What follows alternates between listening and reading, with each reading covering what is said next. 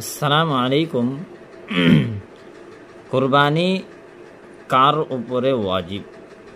আল্লাহর কোন বান্দার উপরে, কোন বান্দির উপরে কুরবানি করা ওয়াজিব? कुर्बानी किस पर वाजिब है? प्रत्येक मुसलमान मर्द औरत पुरुष महिला मुकीम मुसाफिर ना कि मुकीम जार काছে কুরবানির দিন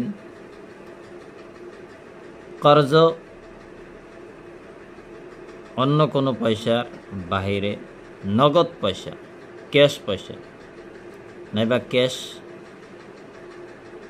মাল বিজনেসই হোক অন্য কিছুই হোক বা কদরে নিসাব যদি ওর কাছে আছে বা কদরে নিসাব কতখানি 7.5 তোলা সোনা নাইবা